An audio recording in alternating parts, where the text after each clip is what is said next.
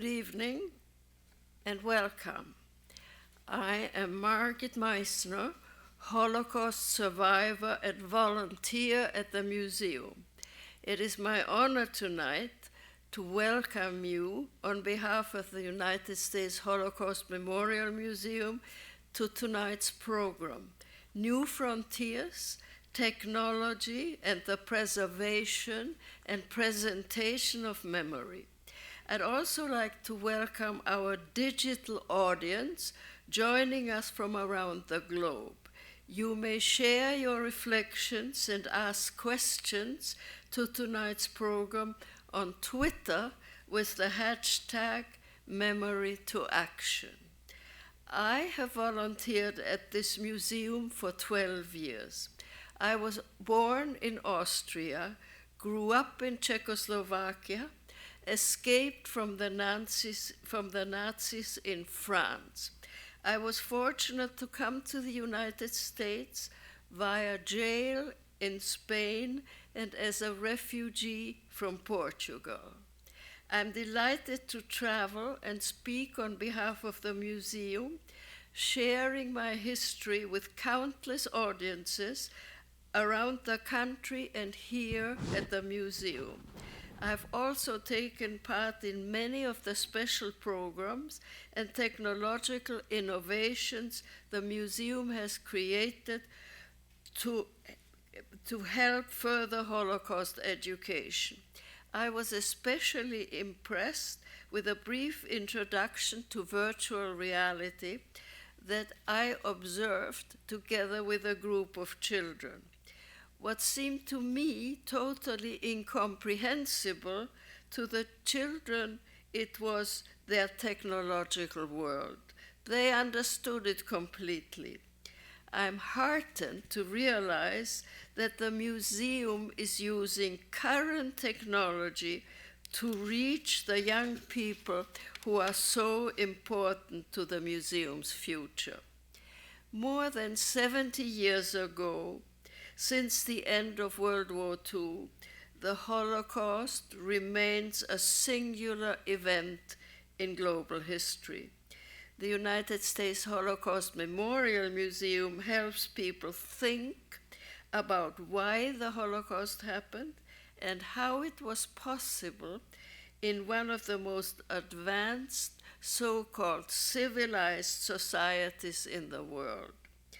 The museum is here to elicit the best within us and to remind us with bold confidence that memory has the capacity to transform, that the lessons of the Holocaust have the capacity to inspire, that each of us has the ability and responsibility to act. What you do, what we do, and what we've done and will achieve together matters. This evening's program is the last event in the spring's programming series entitled The Power of Memory to Shape Our Future. It explores how we can use our understanding and memory of the Holocaust to create a better world.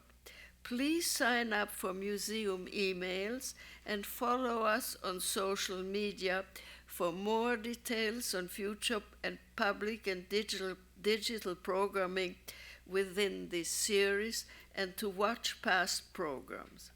Tonight, the museum has brought together a panel of leading experts to discuss the potential of new technologies, including virtual reality. To educate younger generations about the Holocaust and to help them understand the relevance of Holocaust history in today's world.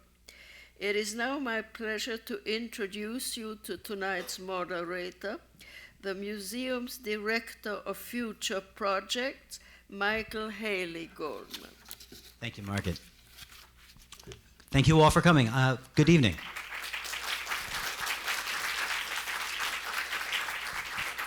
So glad you can all be with us here at the museum, and thanks to those of you tuning in through the internet. We appreciate you guys coming and being part of what I hope will be a great discussion tonight. Let me very quickly introduce the people you'll be hearing from for most of the evening. I want to introduce you to Heather Mayo. Hello, Heather. Heather is the Managing Director of Conscious Display and the co-creator of New Dimensions in Testimony.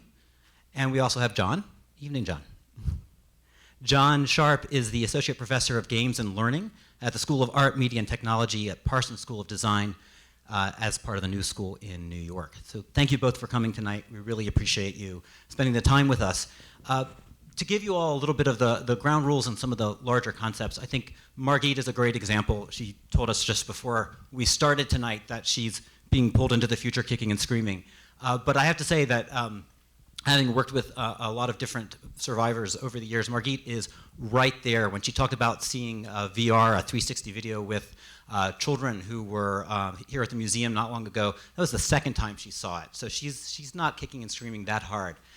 She's really thinking about this question that I think we all are thinking about, which is, how do we continue to tell the stories of the Holocaust? How do we continue to get people to think about the meaning of this history in their lives today? And what kind of new opportunities do we have for that? So as we start to talk about this, we know that we can't replace the voices of survivors and firsthand witnesses. But there are new opportunities, and I want to expand it out. We talk about technology a lot, but I think I can speak for everyone up here that none of the people here are really about technology. They're about the kinds of experiences that sometimes we use technology to create. And sometimes we use other means. So we're going to talk about these ideas and how we're adapting these ideas to the kind of work that we're all involved with, and think a little bit about how that has an impact on the work that we're doing for Holocaust memory and education. So if you're all with me so far, I would love for this to be a good conversation. We will have lots of time at the end for questions, and we want to make this part of a community discussion. So stay with us, and we'll get started with getting to introduce our guests. So since I know them and you don't, why don't we start with Heather? If you can talk a little bit about your background, Conscious Display, what kind of work you've done with that, and just give a little sense of that kind of work you've done. Conscious Display was set up to pretty much tell the story of the Holocaust survivor experience. It was essentially a traveling exhibition that dealt with the Holocaust genocide and the survivors and their stories and their memories. And how did you get involved with that? Purely by chance. How does anyone? I mean, my background is Holocaust education, Holocaust history. I also happen to be pretty skilled with interior design, so I just kind of fell into it.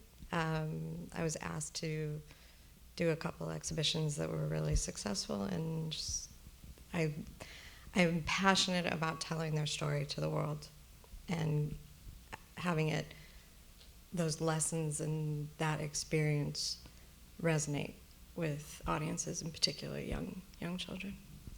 Thank you.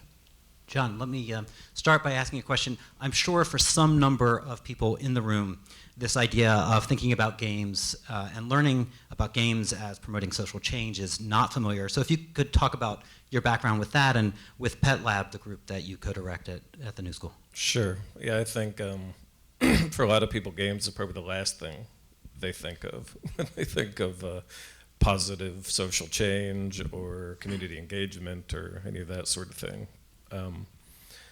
And that's because the public image of games are space marines and shooting and wizards and elves and that sort of thing, right? Either they're, at best, it's frivolous fun, and at worst, it's promoting ideas around violence, right? That's sort of the Hollywood version of games, but that's not the kind of games that Pet Lab creates. Here's some of the projects we've worked on, like reactivism over on the far side here. Was kind of a scavenger hunt where you would explore, this is from New York City here, you would basically explore the city and its moments of historic activism, and then you would sort of recreate one of those moments. you played as a team and you'd kind of run around the city, and the process of exploring the city, you actually learned something about the activist history in that city, and hopefully from that realized that activism could be part of your life too. Budget ball next to it with the guy with the funny hat holding a volleyball. That was a game to help college-age students learn about debt. That it's kind of fun to go into debt, right? You get more stuff, you get to buy your like widescreen TV or whatever with it. But then there are the consequences of having gone into debt and the sacrifices you have to make. And so it was a game that tried to model that experience, kind of drawing on soccer and basketball and lots of other activities. You kind of got to get a feel through a game of that full cycle of the benefits at first of going into debt, and then the more dire consequences of that. A lot of what we end up doing is taking real world phenomenon, trying to abstract them down to the kind of the underlying systems beneath them.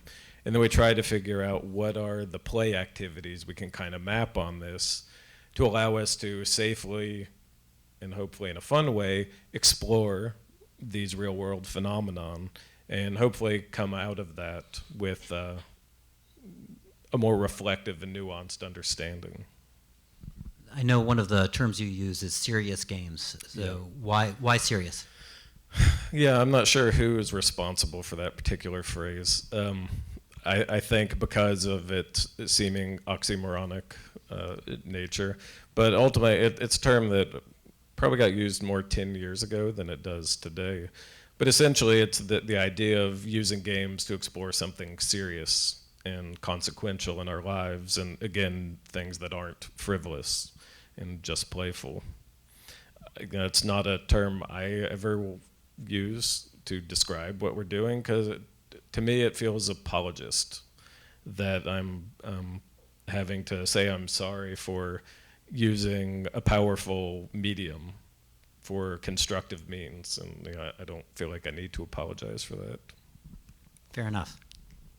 So if, and this goes to really both of you, a little bit about where you're coming from. What are you working on now? What's a recent project that you're excited about? Well, we've been working on New Dimensions in Testimony for almost 9 years. And probably still have another 2 or 3 years to go on it. So I'm deep into it, and that's what I've been doing exclusively. So maybe we can take a step back and actually describe New Dimensions in Testimony, because we're going to be referencing this a lot. Okay. So New Dimensions in Testimony is a project, obviously a long-lived one. I guess I met you originally when you were starting to work with other Holocaust centers. About 5 or 6 years ago now. I'm trying 2012. Okay, close. Yeah. I'm close. So how many of you were able to see New Dimensions in Testimony when it was here at the museum this past summer, so almost a year ago? Not many. Okay. Mm-hmm. So one of my caveats for a lot of the things we're talking about tonight is as experiences, right? That's the context I want you to think about these things as, right? The different kinds of experiences that people have. They're a lot easier to try out than they are to talk about or show. New Dimensions in Testimony is definitely a project like that. So we're going to show a quick video to kind of give you a little bit of an explanation. But again, like almost everything we're going to talk about tonight, whether it's games, whether it's augmented reality, it's a lot easier to try it and understand it than to talk about it. So this will only give you a little bit of a taste. Heather, do you want to set this up as a video at all, or is it self-explanatory? It's pretty self-explanatory. Yeah. All right. Jen, if you can take it away. The Holocaust is an undeniable and horrific chapter in human history in which 6 million Jews and countless millions perished in genocide and crimes against humanity during the Second World War.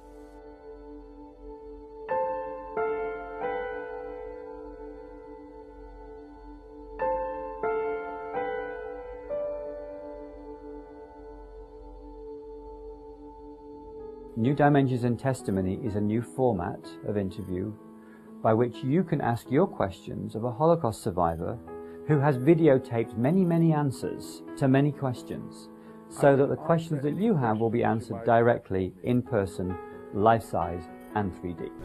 How old were you when the war ended? I was between the ages of 13 and 14 when the war ended in 1945. We understand very well the power of conversation between Holocaust survivors and the younger generation. We've seen it in our schools, we've seen it in our universities. That conversation, that moment of dialogue where I ask my question and I get it answered, is just it's magic in the room when that happens. And we wanted to try and find a way to preserve that as best possible. New Dimensions in Testimony was the brainchild of Heather Mayo, who ran a company called Conscience Display, creating exhibitions around Holocaust survivors. She came to the Show Foundation and said, I want to create an interactive exhibition where people can just walk up and talk to a Holocaust survivor. We are almost out of time to have deep conversations with Holocaust survivors. If we don't have these conversations now, they will never take place. And so the Show Foundation got together with her and with the Institute of Creative Technologies, also at the University of Southern California, and we put together a tech team and a content team and an exhibitions team to create this interactive exhibit, which will allow the survivors then to continue to tell their stories for many years to come. This project's important because curiosity drives learning, and what this is really is an engine for curiosity around what did the Holocaust mean? What did it mean to you? What did you experience? How do you feel about it all these years later? What do you think about God and genocide and revenge and justice? Whatever your question is, there's going to be an answer to it. You already forgot. You wanted me to remember back 70 years from now, and you forgot the question you just asked? What's wonderful about conversing with these Holocaust survivors in this interactive form is that it's about you. It's about what you want to know, not what you're being told. And so the conversation allows you to learn in a way that most suits your interest. And that's where the deepest learning takes place. Do you feel hope for the future? I always feel hopeful. If I wasn't hopeful, I wouldn't be talking to you or anybody else about my experiences. So what I've learned from this program is there's always more questions to ask. There's always more clarity you can get. And that we should never stop asking questions.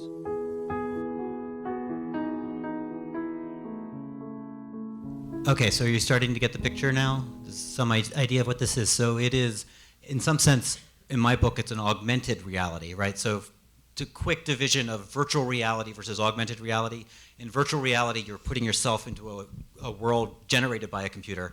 In augmented reality, computer-generated content that you control is being projected into your world. And the way that Heather imagined New Dimensions in Testimony is that you are very literally having a real video of a Holocaust survivor projected into your space that you can have a conversation with.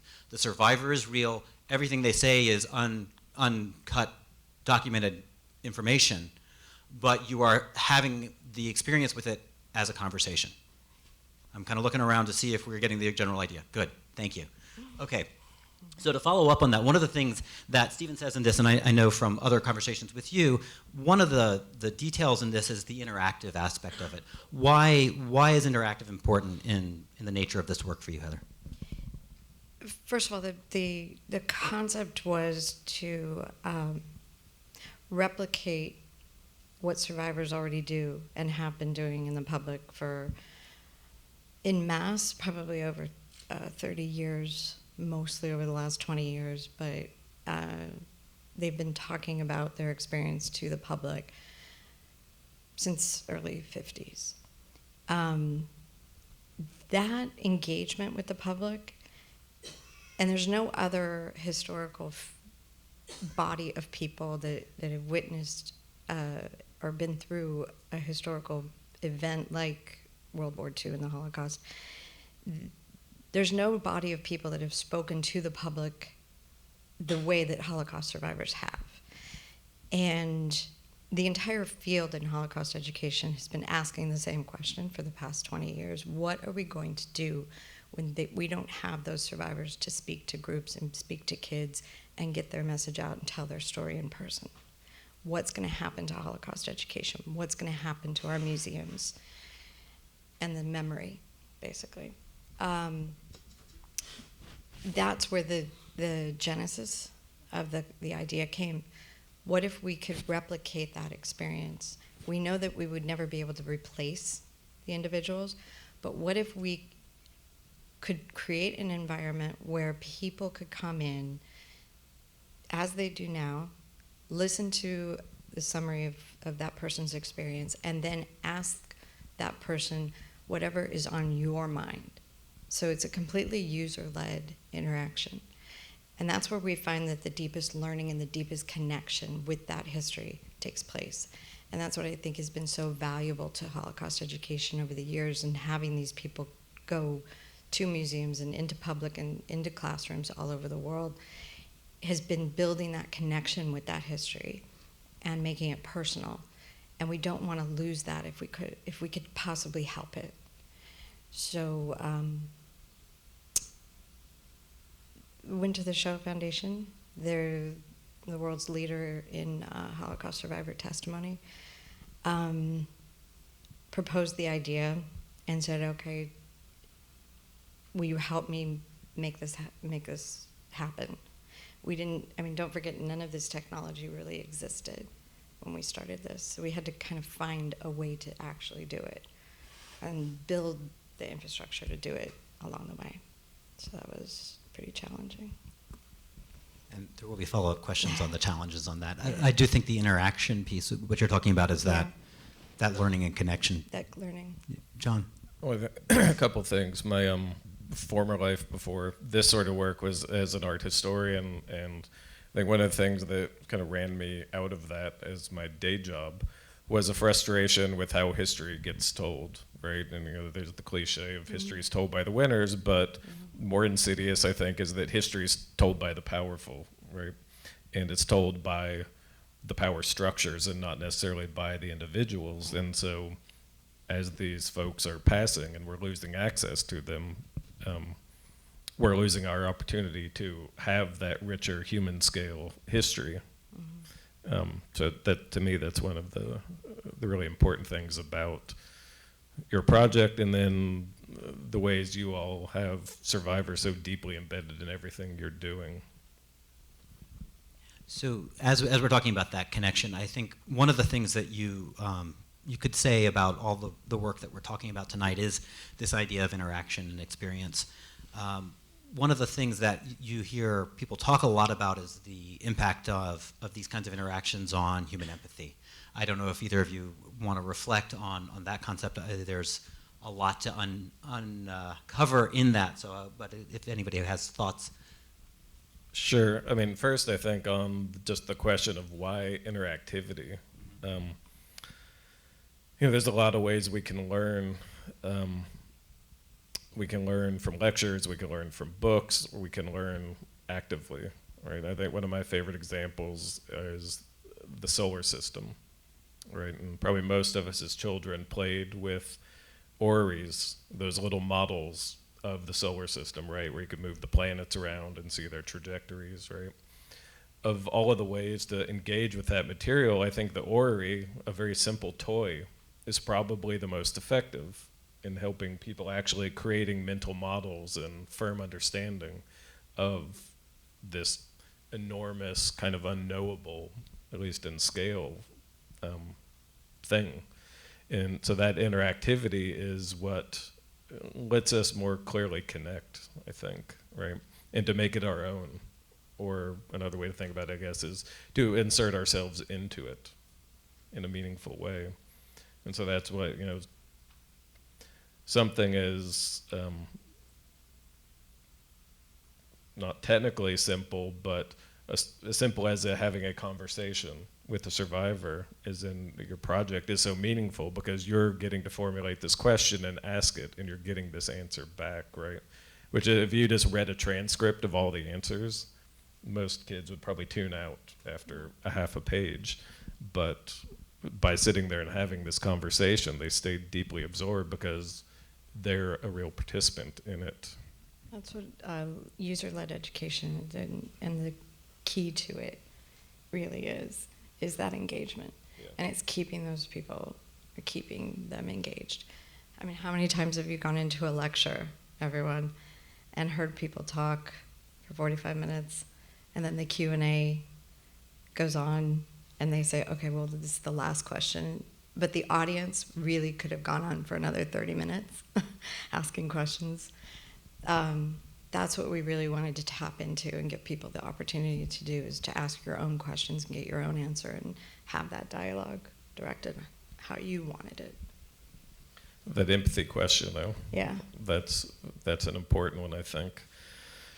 I mean, I feel in the kind of work that we do in Pet Lab, I think it's probably more of a challenge than it is for your work, right? Because you're dealing with the specific individuals, their words, right?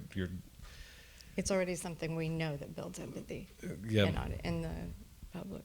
And with the kind of work we do, where we're abstracting phenomenon into simpler models, there's always room for human error in sort of interpretation in the ways we represent that model, and then what people get out of it and what they glean from it.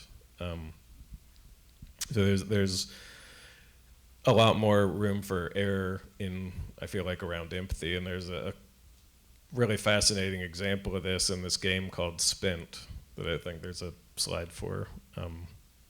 Yes, that one. So it was a game created to help people better understand the economic plight of the poor.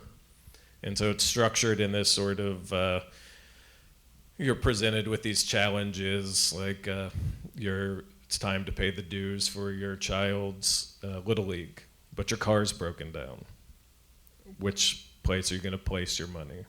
And so it's trying to model the experience of a poor person trying to kind of get by in life. And some psychologists did a study of the players of this game. The hope was that this would create more empathy for the poor, but in certain kinds of players, it did the exact opposite. Because what people who figured out to kind of game this game and succeed, to them, their takeaway was, well, the poor are just dumb and are making really bad choices. And that's, of course, not the truth at all. But that was kind of an unintended consequence that came out of this attempt to create empathy. It, in fact, did the opposite. Yeah, we do have the advantage of knowing that this has created empathy within the world for years and years. Absolutely. Although one thing I do think, as we've been looking at using some of the different technologies that we've been exploring, that there's also a danger with empathy with traumatic material. So you want to get people close, but not too close. But this is something I think we've been wrestling with for a long time in Holocaust education. But it's definitely an element there that we talk about a lot. Well, it's in turning empathy as a kind of emotional state is one thing, but the converting that into action, and even more so the kind of action you hope to create, that's a whole other thing, right? That's a challenge. Yeah.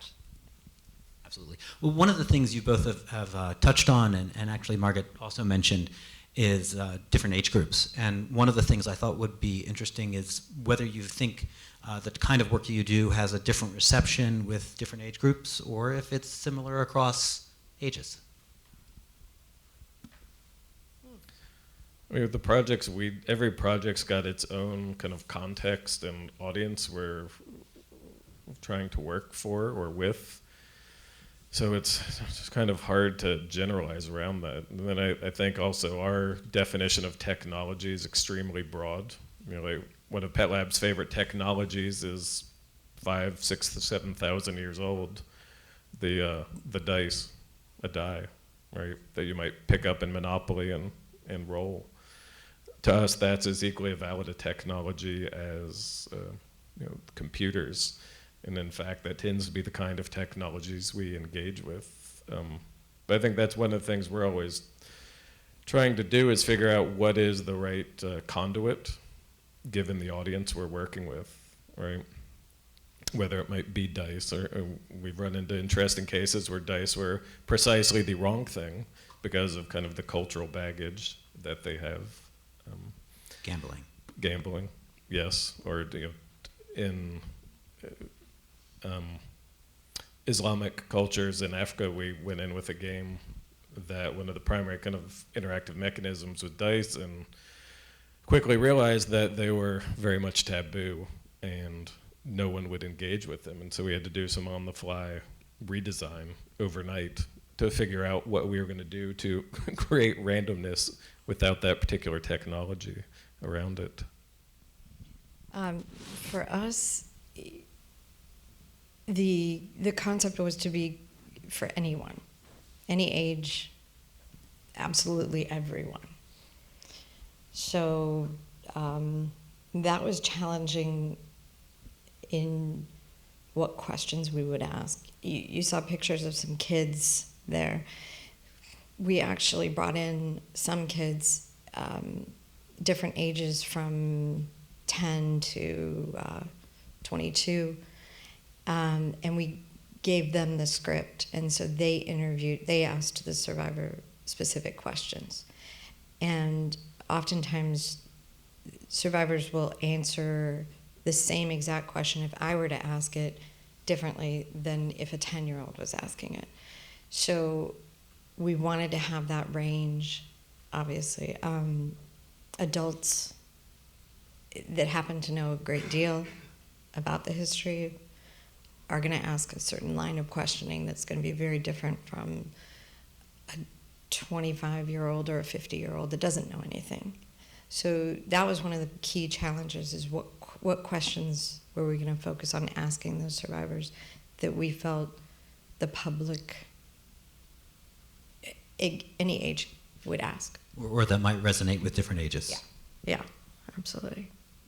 So I'm going to take a quick step backwards. One of the things I've already hinted at is that we've been lucky enough here at the Holocaust Museum to do projects that involve both of our guests here tonight.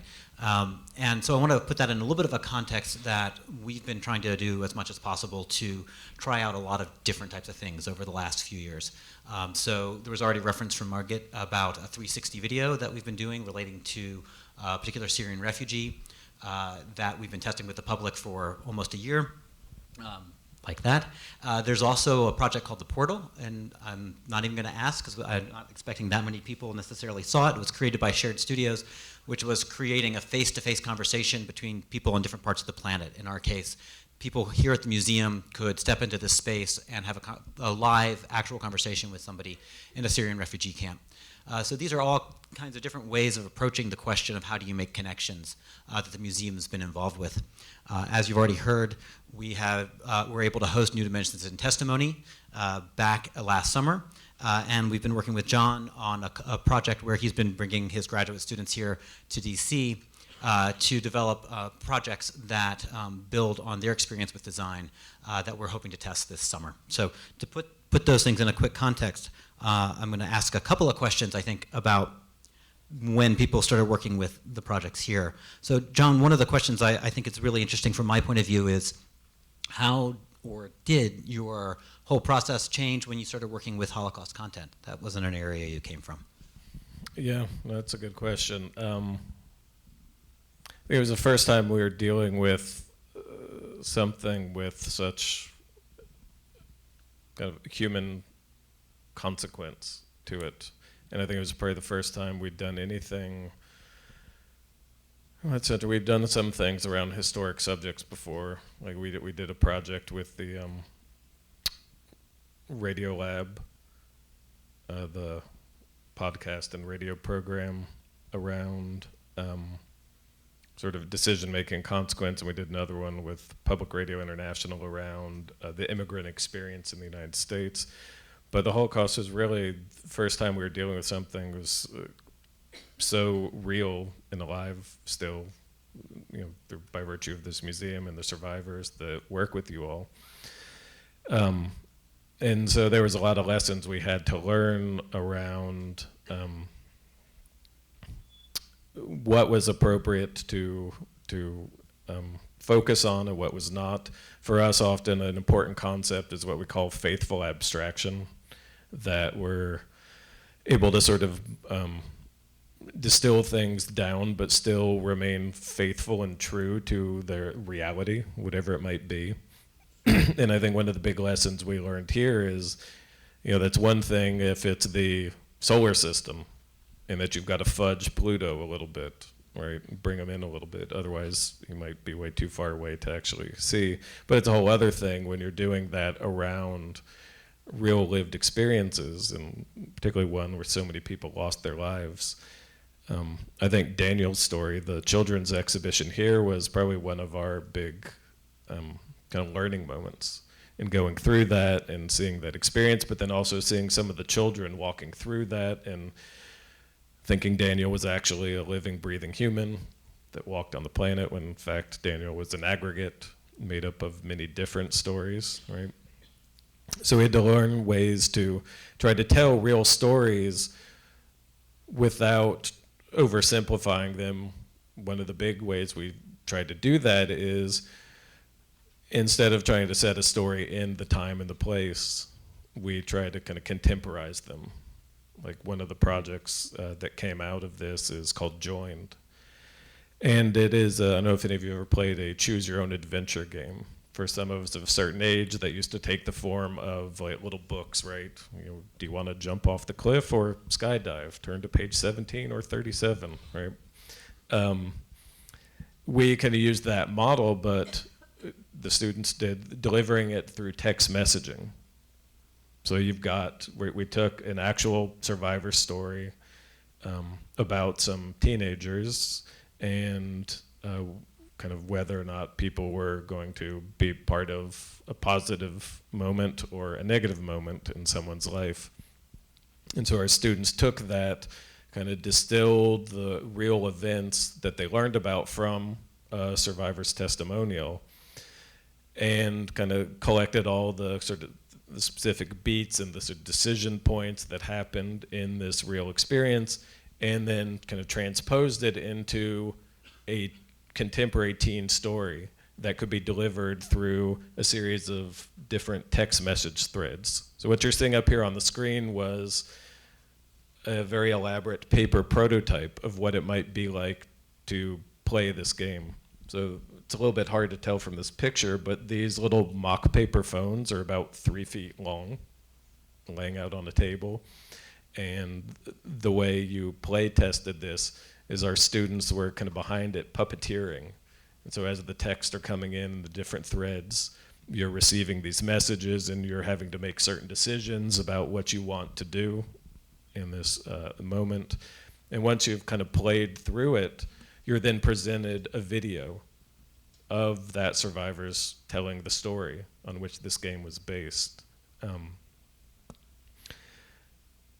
Later this summer, we're going to have our first opportunity to put it in front of living, breathing teenagers and their teachers to see what kind of response they have and to see if we've faithfully told this story and contemporized it in a way that kids will actually be able to engage meaningful and kind of take away the lessons we hope they will from it. Heather, we're gonna bump into time, so I'm gonna ask you actually a different question than I intended. I would love to hear, one of the things I remember about first meeting you is how much of a clear vision you had for New Dimensions. Can you talk about challenges to making that a reality? Yeah, like, well, I discussed the vision earlier, was that you go into a space and you sit down across from a Holocaust survivor and you just have a conversation. And I think there were a few obstacles. One, I'm sure you all can guess, financial was. This is not an easy thing to prototype. The biggest one. Since we were doing something, the Holocaust field, I think it's safe to say, is a very conservative field, as it should be. I would agree. So to think outside the box and to come along with a creative concept as an answer to a valid question that the entire field had really been struggling with, that was challenging.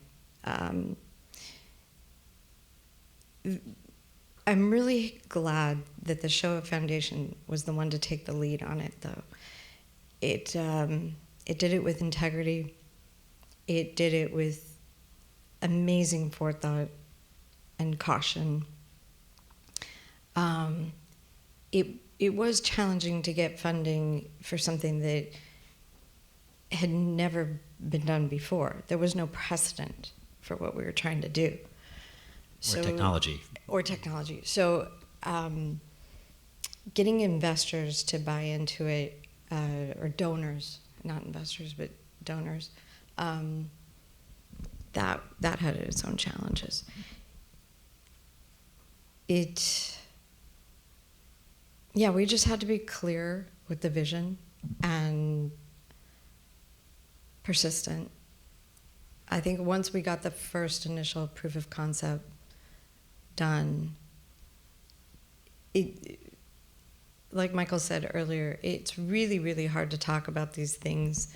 None of you can really understand it unless you've actually experienced it and talked to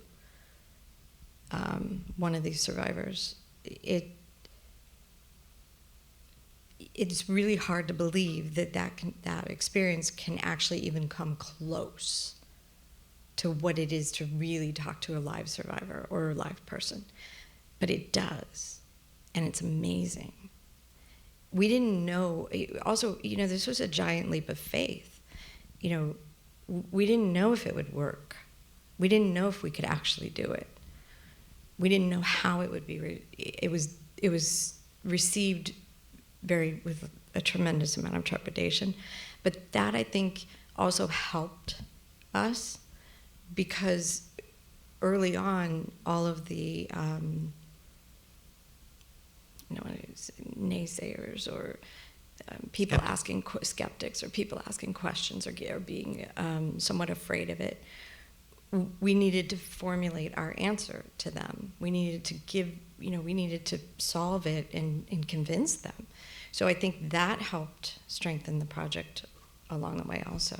Yeah, I think, with all of these kinds of projects, I think that kind of caution, but still pushing forward, is such a major part of it, that we need to be trying these different approaches, recognizing that there might be things that we decide aren't the right thing to do. Right. But also recognizing that we need to know what those opportunities are for the purposes we try to do. Unfortunately, we have a time restraint. I mean, it's difficult to say what the people that we first and foremost really wanted to do this with were not getting any younger, and we were about to put them through a pretty formidable interview process. So it was questionable whether or not they'd even be able to do the actual interview. So we just, the time was constantly upon us. And actually, I think our time is upon us almost here. So before we move into questions from the audience, I want to get one more quick question in. So you're not going to be able to flesh this out at all, but if you were to think about new ideas, new technologies, things you're seeing that would have potential for museums, for Holocaust education, what is happening now that you think we should be looking at? And you have to give me the brief version. Oh my God, the alternate reality or mixed reality. I think beyond for museum applications. Don't forget, museums are community based. They're collective, and I think that technology is going to offer us.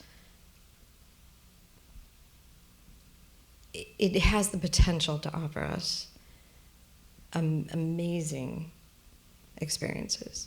And that everybody can experience together.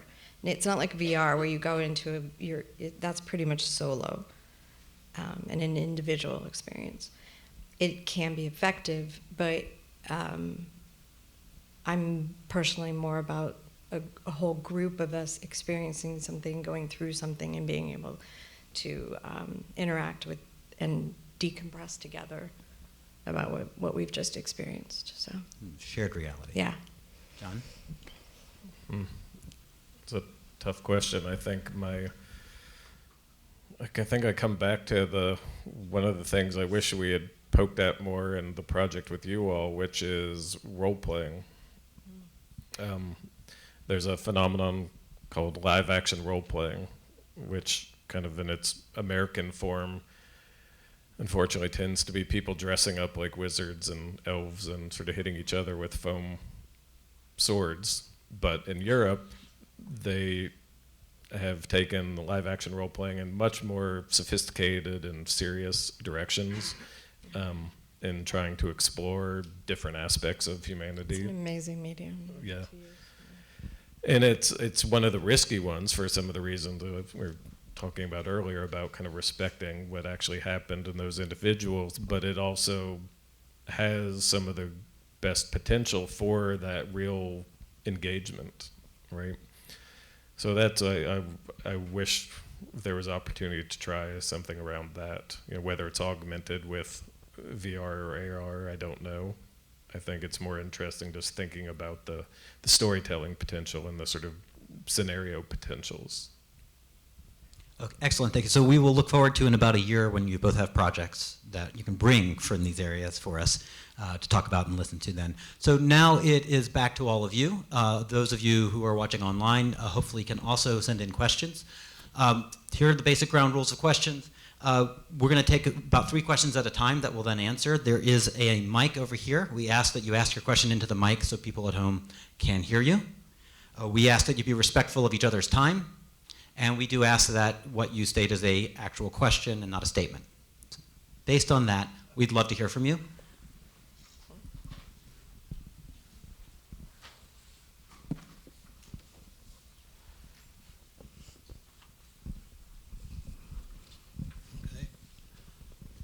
Okay, if you could state your name, first name, and your question, please.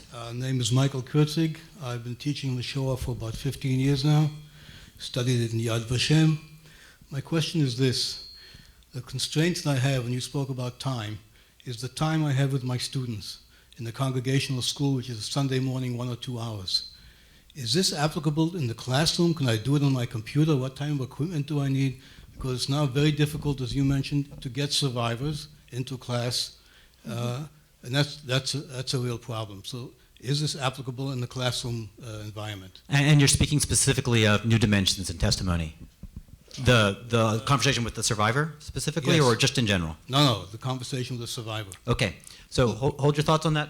We're going to take several questions and then we'll see if there are repetitions so that we can cluster them. I could say yes. The answer is yes.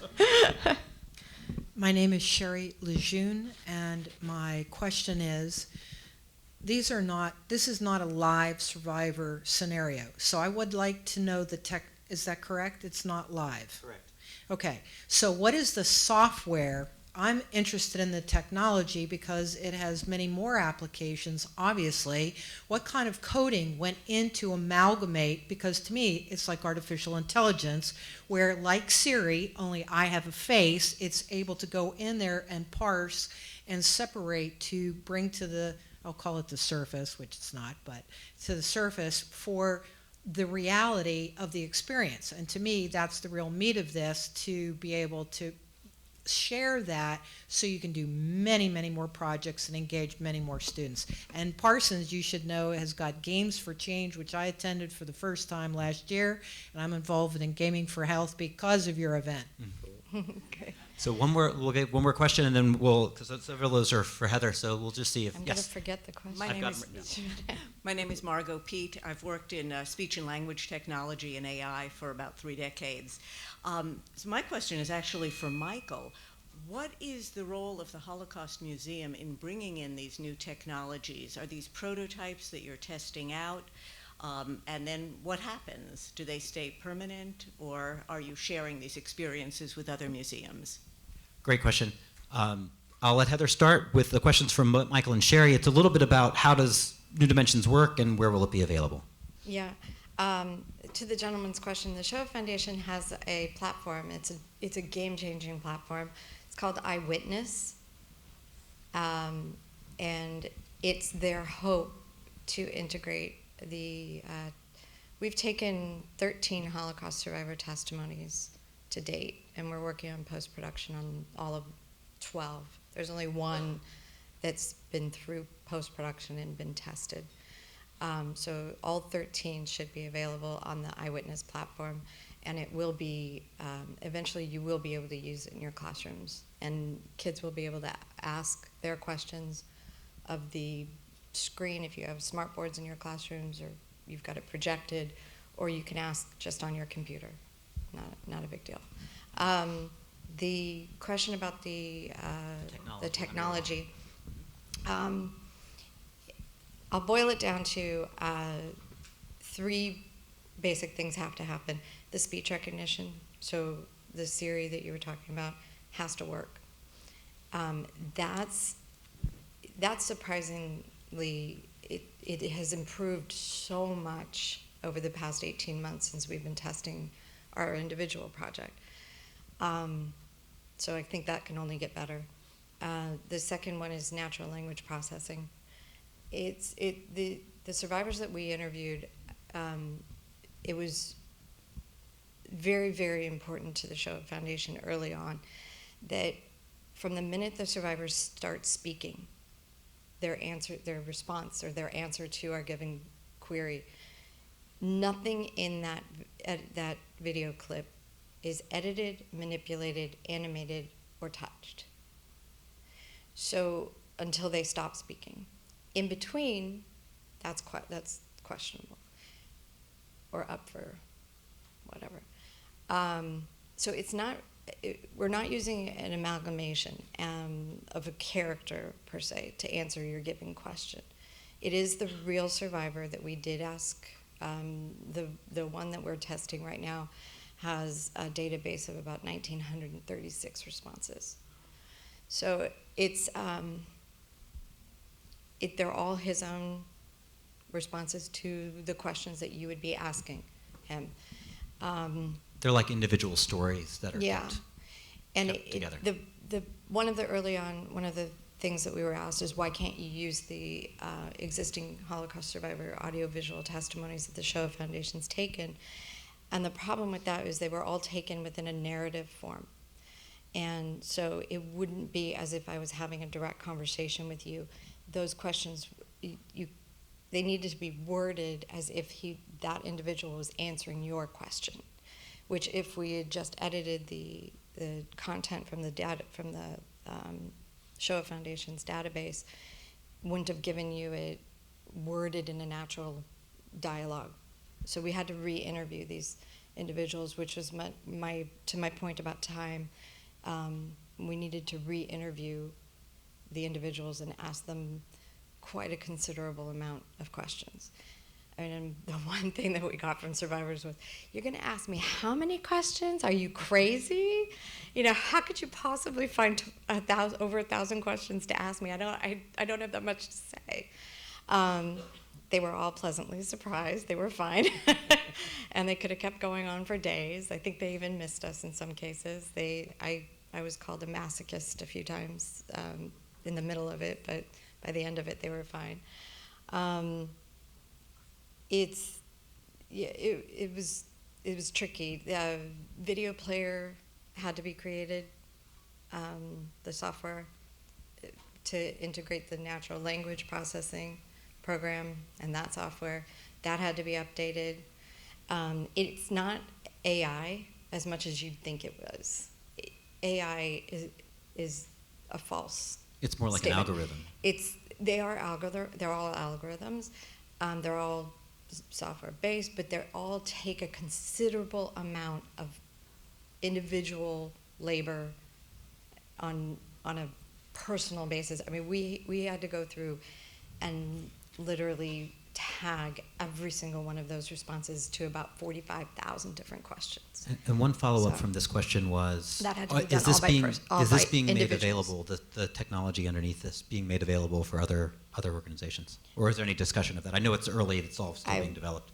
I'm working on it, yeah. Tomorrow, right? Yeah. No, I'm working on it. One of the things over the last 5 years is I don't think there's been one single individual that hasn't experienced it, that hasn't come up to me and said, "I really wish I could do this with a family member of mine." So look for it. but give them time. There's a huge amount of work behind the scenes that has to happen for each one of these things. Yeah. And let me answer Margot's question just briefly. In fact, my job here at the museum is to look at what are new ideas and technologies that are out there and try to figure out how to prototype those within the museum so that we can learn about what potential it gives us. And there is a path that these things are supposed to take, which they don't always, which is we conceptualize something, we find a way to very, very inexpensively prototype it with a public so we learn about it. In an ideal world, somebody else is doing something brilliant, like people here, that we can bring in and they can test things out with our public and we can learn from it. And that then ends. And then if there's potential there, that gets passed on to another part of the museum that can turn it into really a full-fledged program. And I don't do this alone. I mean, we've got a small team. We've got people like Russ over here. We've got a small team, but we work with people all across the museum. Our exhibitions team is really involved in prototyping things. Our Center for Prevention of Genocide. It's really becoming a museum-wide effort, but we try to help focus that. But we are hoping that the museum will take on the survivors at some All under point discussion. on a permanent basis. All under discussion. But we were really grateful to when I mentioned those 45,000 questions. What we looked to the museum to test was the individual conversation. So not a group that comes in, but an actual individual sits in front of the person and has a dialogue, which is a very different dialogue than a classroom coming in and maybe identifying 5 random people that have a specific question for that survivor. So when we tested it with the museum, it helped us tremendously get the flow of those dialogues, what kind of questions individuals were asking. And I have one great story. Can I tell it? Okay. So there was a 13-year-old boy. He was the cutest thing I think all of us had ever seen. And he was here with his parents at the museum. And they came up to the exhibition where we had it in the Wexner Center, or one of the spaces there. And he was watching a little bit. He was kind of apprehensive, and he waited until someone finished. And then he came up and he asked his first question. He asked 2 questions, I think, and then they had to go because they had tickets to the permanent exhibition. So they left. About an hour later, he came back. And he had gone through the permanent exhibition, and he had questions. So he asked his mom if he could go back and ask Pincus. So he came in, and he asked, I think, 3 more questions at the time. And then he left. And about a half an hour later, he comes back. And he said, his mom said, he thought of another question and he had to come back and ask Pincus.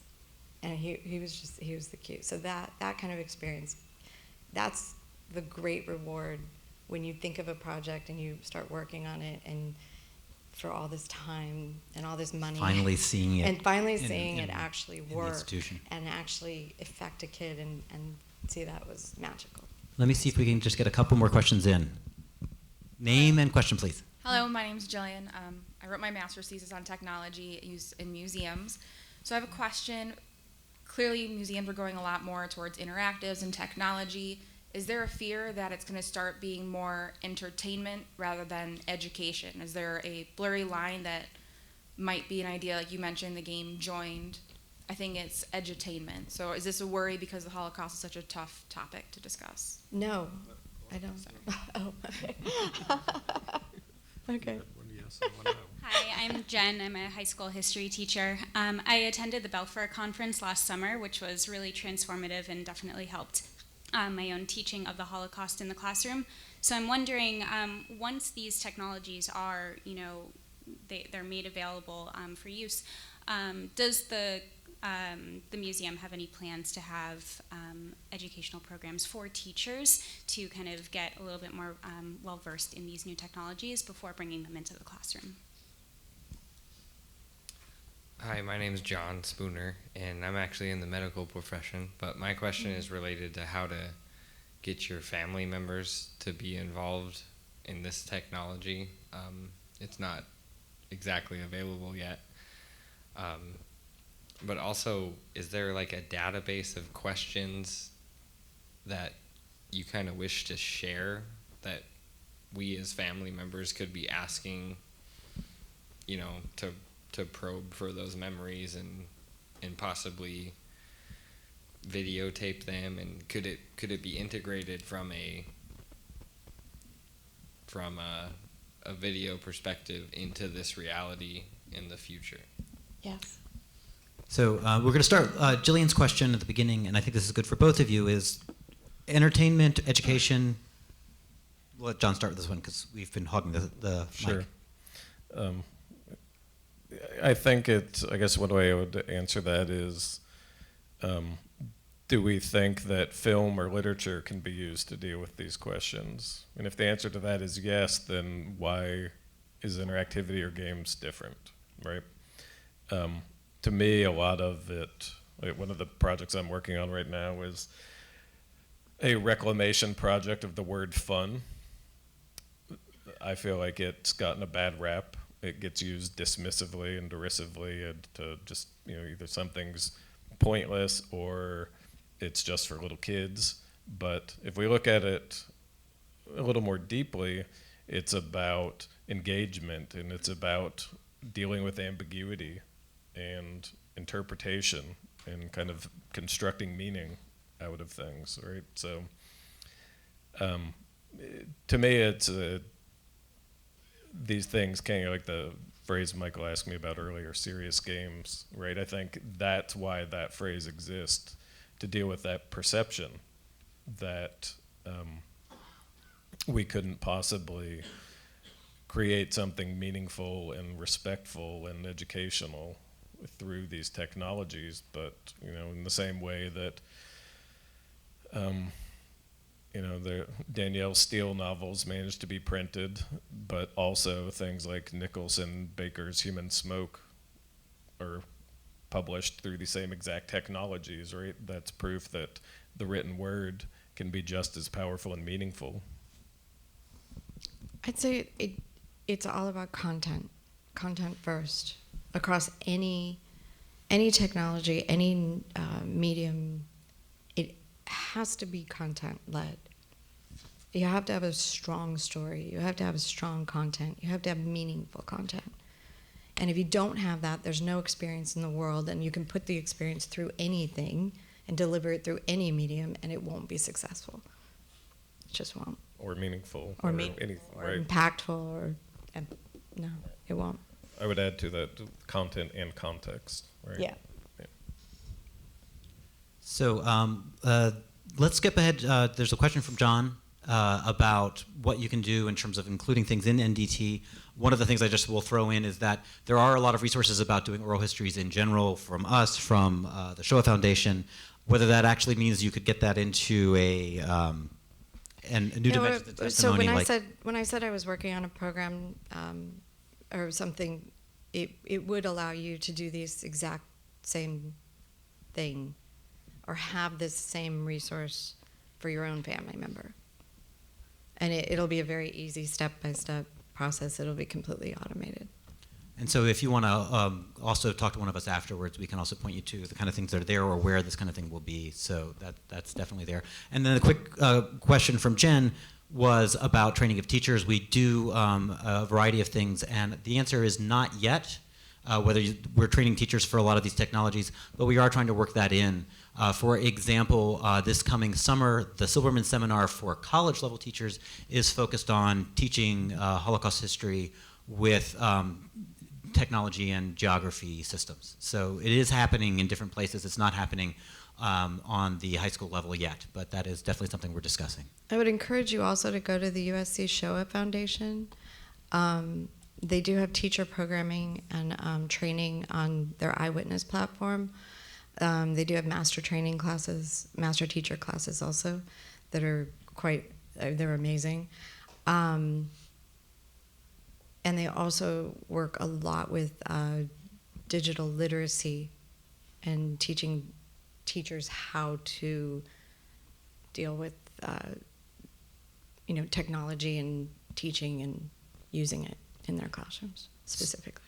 So we're coming to the end of the time for the program. Before we let you go, I just wanted to give you a quick preview of things that are coming up in the future. We really appreciate you coming tonight to be part of this conversation. We're watching from wherever you are out in the world. Next year is 2018. This is the 25th anniversary of the museum. And to mark that date, there's going to be a variety of programs, starting with a major exhibition on Americans' response to the Nazi threat. There will be a huge number of programs also around this where you'll have the opportunity to hear stories, see artifacts, and really kind of think about some of the themes, such as Americans who helped to work to help Jews and other refugees during the 1930s and 40s, the pressures that would influence decision-making during that time period for Americans. But last but not least, one of the projects that's near and dear to my heart is a project that we need all of you to help with. This is a project called History Unfolded, and it is what we call a citizen history project, where we are asking communities out there in the world to help us do research that will appear in this next exhibition. It's a platform that's really crowdsourcing, if you're familiar with that concept, or citizen science-like, where we're asking people to go out and look at what their newspapers were reporting during the time period of the 1930s and 40s, really to think about what do people know and how did they have an opportunity to respond. This project is something that if you're an educator and want to learn more about, or just really love history and want to get involved with, I'm here somewhere in the crowd is Alyssa Franco in the back, who is a centerpiece of that project. We'd love to tell you more about that as well. Thank you all for coming. We'd love to continue this conversation. Please let us know what you're thinking and what your ideas are. And thank you for being part of the conversation. Good night. Thank you. Thanks.